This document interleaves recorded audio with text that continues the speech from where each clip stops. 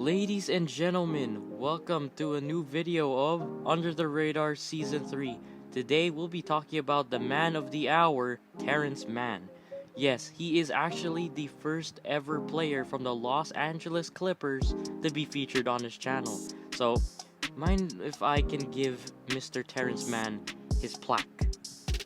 Now, if this is the first video you've seen of mine, hit that like button and hit that subscribe button if you enjoyed today's video. Let's get on right into the video. Today, we'll be talking about the story of Terance Mann. How did he score 39 points in a playoff game against the Utah Jazz? And what inspired him to play basketball in the first place? Terance Mann was born in Brooklyn, New York, but raised in Lowell, Massachusetts. Terance is the son of Diana LaForce, who coached for the women's basketball team in Rhode Island, and she was previously played for the Georgetown Hoyas as a Division I basketball player. Wow. Normally, we'd see the fathers inspire their sons to become NBA basketball players in the future, but not for Terance, it was his mom. Apparently, according to Terance, his mom was both his coach and the person that provided food for him on the table, that's a super mom right there. My mom is better. Obviously, my mom is like awesome, hella awesome in the world. So, shout out to Ann Prado Magadia, my mom. So, if you're watching this, mom, you're awesome. And all moms are awesome. Moving on, Mr. Terance Mann played for Tilton School in New Hampshire, where he averaged 23 points and 8 rebounds, where he led the school to a 31-5 record and a New England Preparatory School Athletic Conference Class AA championship. He was also named a first-team All-NEPSAC selection. He was regarded as a 4-star recruit in both ESPN and 24/7 Sports. He was getting offers from Indiana, Boston College, Iowa State, Maryland, Florida, Florida State, and West Virginia, all Division I programs. He decided to go to Florida State. As a freshman, he averaged 5 points per game in 17 minutes of game time. Now, this was behind Dwayne Bacon and Malik Beasley, who are two future NBA players within the next couple of years. Now, in his sophomore year, he averaged even more points, with 8 points per game along with 4.5 rebounds, and he was also the captain of the team. He sadly came down with an abdominal groin muscle, or I think he pulled it, during the first round of the 2017 March Madness, where his teammates and Florida State were able to carry the flag all the way to the Elite Eight. As a junior, he finally improved his numbers to double digits, averaging 12.6 points, 5 rebounds, and 3 assists. Wow! In a matter of 3 seasons in college, he was able to increase it from a matter of 5 points to now 12.6 points. That's really impressive. As a senior, he averaged 11.4 points and 6.5 rebounds, and he also led the team to a 29-8 record and an appearance in the 2018 March Madness Sweet 16. And he's also the third player in Florida State history to have 1,200 points, 600 rebounds, 200 assists, and 100 steals. That's amazing. Now, Florida State isn't known to be in an amazing program for basketball. Yes, they have Terance Mann, Mfindo Kabengele, Xavier Retayan Mays, and of course, the bald man Sam Cassell. Now, he was selected with the 48th pick in the 2019 NBA Draft. When you talk about Florida State, everyone was talking about Mfindo Kabengele, since he was selected, I think, in the first round, 27th pick in the draft. So everyone was talking about him and not Terance Mann. Out of all of the amazing stories that I have actually covered previously in this amazing and beautiful channel, Terance Mann had a unique miracle story on how he got to the NBA in the first place. I call it the phone charger miracle. I've never heard an amazing story like this. I'd love to tell you, ladies and gentlemen, but I think the boy Terance will tell you himself. And in Atlanta, because that's what I'm doing pre-draft. So, I'll text you when I land.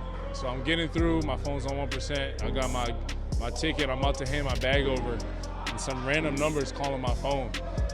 And I was like, I might not answer it. Random number, don't want to answer random numbers. So I ended up answering it and ended up being an NBA. And they're like, "Where are you? We need you here. You got invited to the combine."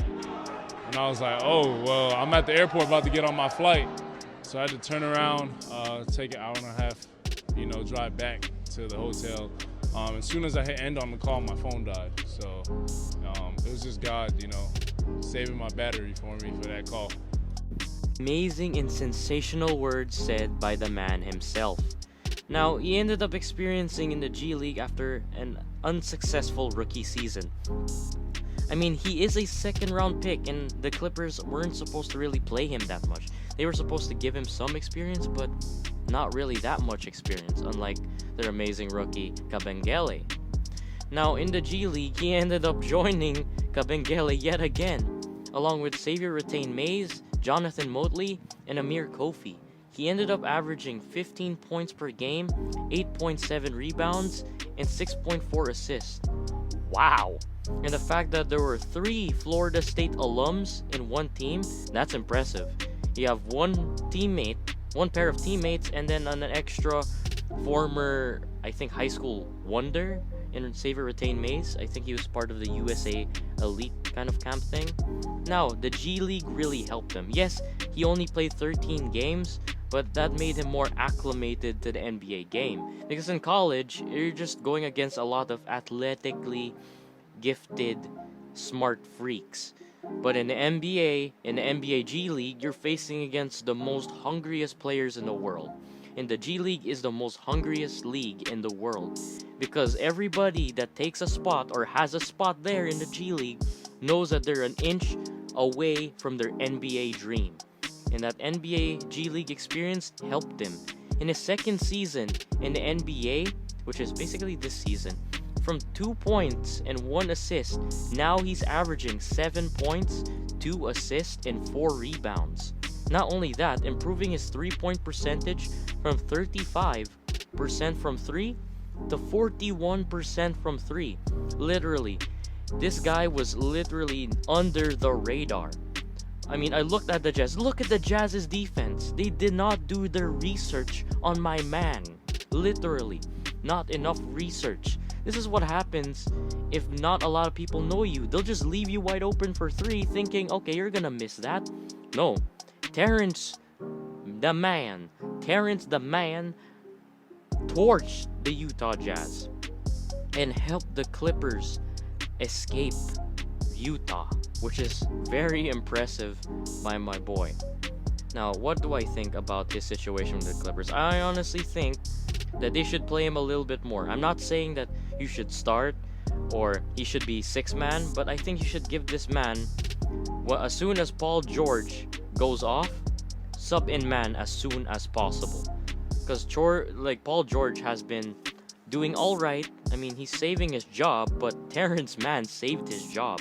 Because according to Clippers executives and agents and people that report around the NBA, according to a lot of Clippers executives, if the Los Angeles Clippers lost against their series against Utah Jazz, the Clippers will most likely trade Paul George this coming offseason. So technically, Terance Mann in his 39-point performance not only saved the team, but saved Paul George. I mean, look at this image. You cannot say that Paul George was more happy. Even though in that game he was decent, it was not Paul George that we all know and love, but he was there. He was physically present and he did something, but Terance did most of the work. I mean, it was such a bad decision by Utah just leaving Terance wide open.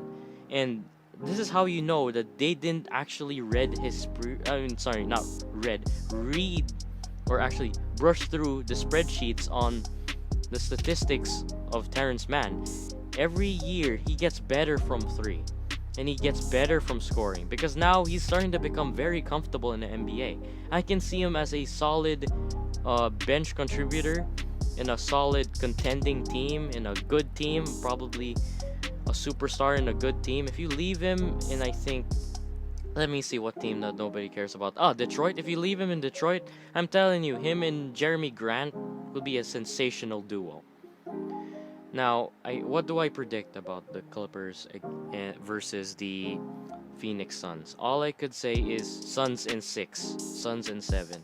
As much as, the Clippers have been doing all right, I honestly think with the energy of the Suns and the fact as of today's video, or as of the day I'm recording this, the Clippers are down 2 games to none. Like, I want this to go to a 7-game series, but as a Lakers fan, I have to spread a little bit since it's the Clippers. Now, I honestly can say that the improvement of Mr. Mann is only just beginning. And I'm betting you, next season, there'll be a lot of teams are going to be in his DMs. There's going to be a lot of people talking to his agent, yo, can you get Terance here? But I think the Clippers finally found their Caruso. I'm not saying like Caruso hype or something, but like in terms of like solid young star that the Clippers could possibly build around. And I see Terance Mann. You just have to be patient. You'll never know when a G League person can pop out. So, as that being said, if you ladies and gentlemen love today's video, hit that like button, hit that subscribe button to join the family, and thank you so much for 170 subscribers. Let's do it pa more. I'll see you later, guys and laddies. And don't worry, it's never too late to join the family. So, I shall see you all next week. Bye-bye.